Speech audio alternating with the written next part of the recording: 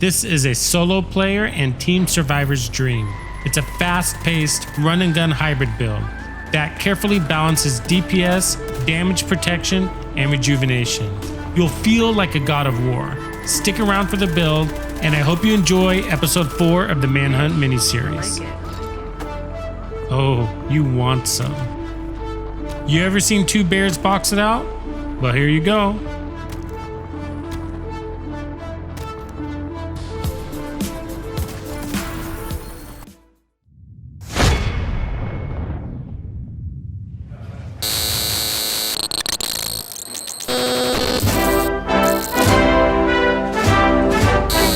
My fellow Americans, It is time we kill without mercy, plan and launch attacks on America and other civilized nations. And we will not fail. HQ, I found a lab. Nice work, Leon. Burn it down, get to Valentine. I can't take the shot. Damn it, Valentine? I'm 2 clicks out. Valentine, sit tight. I'm on my way.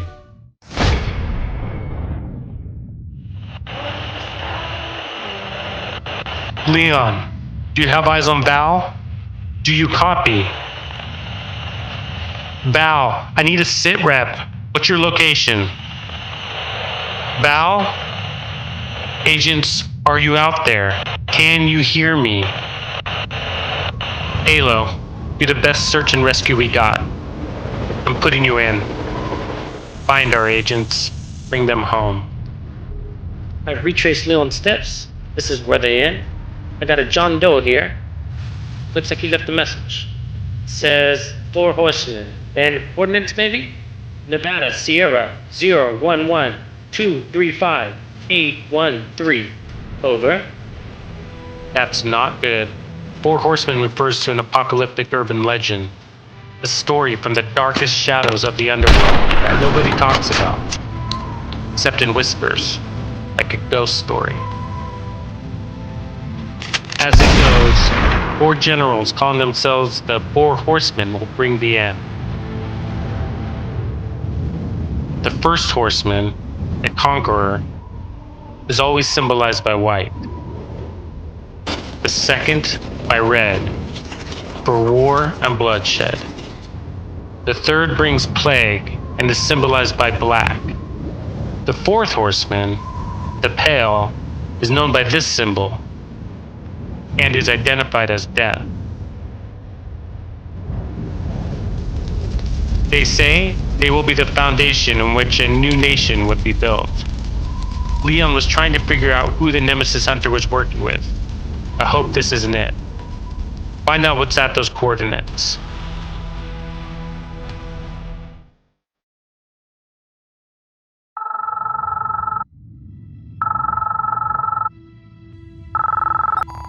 I know you're out there.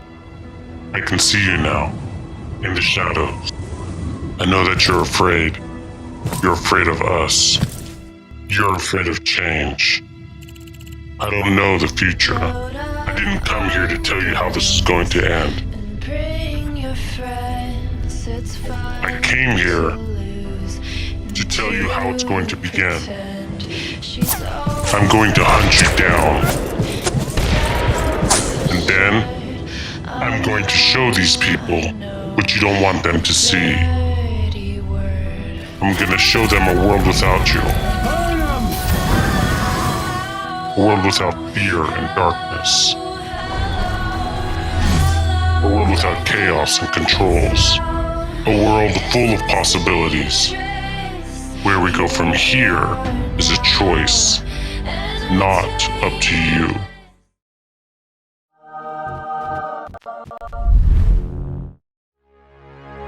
Agents, thank you so much for watching episode 4 of the Division 2 Manhunt, a Netflix-style build mini-series.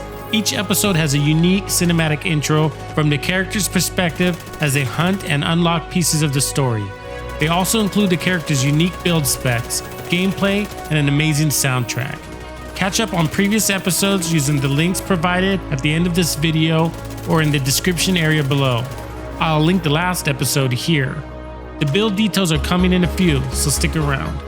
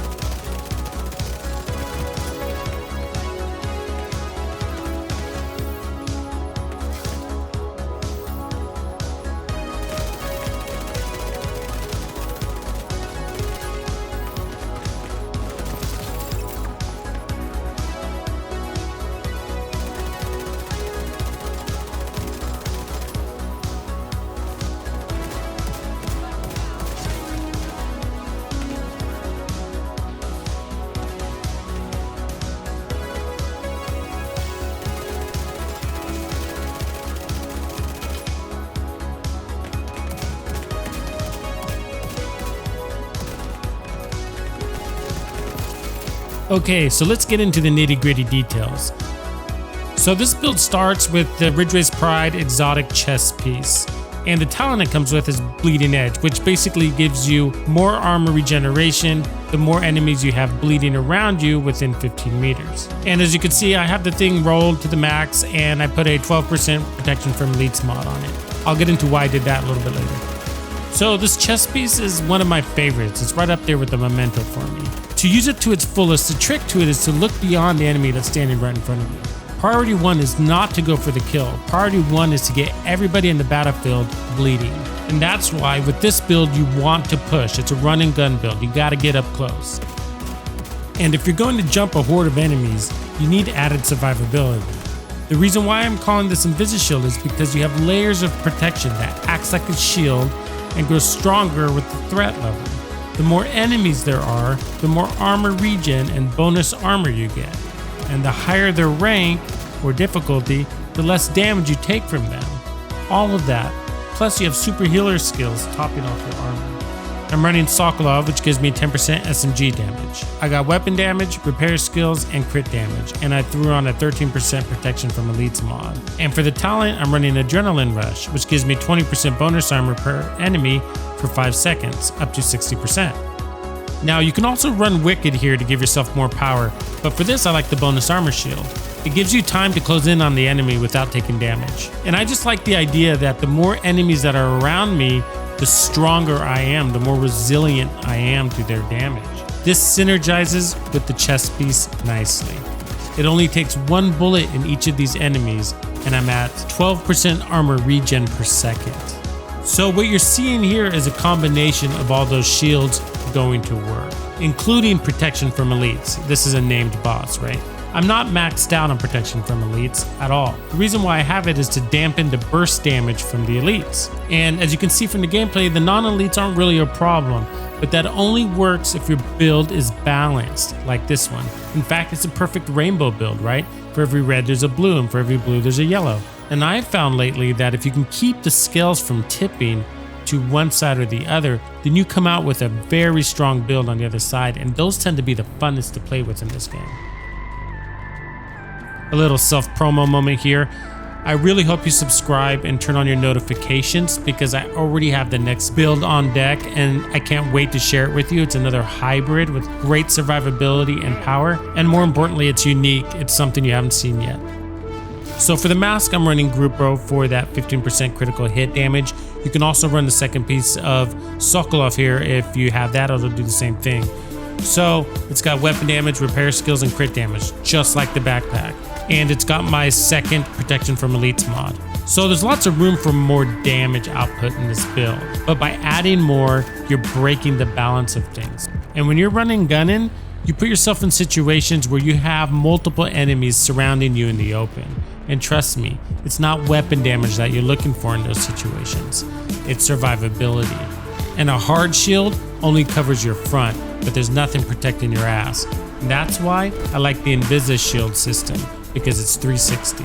And because it keeps your speed and agility up. You probably notice I'm doing the duck, dodge, and dipping all over the place. There's always cover to dive into when I need it. My gloves are improvised with armor, repair skills, crit damage, and my 4th protection from elites mod. And what I want to do now is give you a little tip. So what you're seeing here is me whipping out my card. I have reformation on that. So when I pop this guy in the head, you see that little cross emblem. And that means I'm getting 30% more skill repair out of each of my skills. So that's a total of 60% total skill repair power I'm getting for 15 seconds. And there's no cooldown, so you can keep it going. That makes this pistol excellent for any build. When I'm in a jam, I just whip out this pistol. Okay, so my knee pads are improvised also. They have armor, repair skills, crit damage, and then I have my first 20% incoming repairs mod. You don't have to go with improvised knee pads here. You can go with one piece R and K with this same configuration.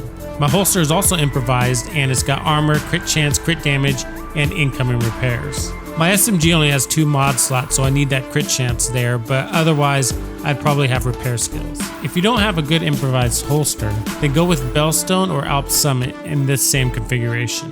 In case you're wondering, 2 incoming repairs here gives you more heals than if you had 2 repair skill mods in its place. And when it comes to repairs, I'm looking for speed because I want to get back into the fight as fast as possible, as well as dampen as much of that burst damage as possible. Okay, for my primary weapon, I'm using the P90. It's important that you have that damage to target out of cover for amplified damage, as well as Sadist because that synergizes with our chest piece, and it's one of the strongest weapon talents with 20% weapon damage to bleeding enemies. The Vector and the MPX are my 2 favorite SMGs in the game. The Vector's fast and has a great reload time, I just wish it was more powerful. The MPX is stronger, I just wish it was a little bit faster, and I hate the reload time. The P90 hangs right in between both those weapons. Plus it has a large clip and a fast reload time. Real handy for close quarters. The only downside of this weapon is it only has 2 mod slots. Anyways, this build doesn't rely on this particular SMG, but just try to balance speed and power with whatever one you decide to go with. My secondary is the Super 90 SBS. It's configured the same as the SMG, and if you've used this shotgun, then you know why I have it as my secondary. Again, it's fast and it's strong. A quick look at my healing skills. Together, they bring me just shy of 90,000 heals per second. That doesn't count the 40% incoming repairs from my mods. So now that we've gotten through most of our moving parts, take a quick look at this segment. I get completely surrounded, but notice how everything is working together. The bonus armor and protection from elites is marginalizing the enemy. But when I do take damage, it gives me just enough time for my skills to top off my armor again. And that's why it looks like I'm basically taking no damage. But I am, trust me, if I wasn't wearing this build, I'd probably have been melted by now. Quick look at the stats, and I'm pretty happy where everything is at, but if I was running a different weapon, I'd probably have over 150% crit damage. And as you can see here, I have just over 60% protection from elites. 10% is coming from the survivalist specialization. Okay, I'll stop talking here and let you enjoy the soundtrack. There's a couple of good dogfights in this next section that I want you to see, and I have a couple of links for you at the end.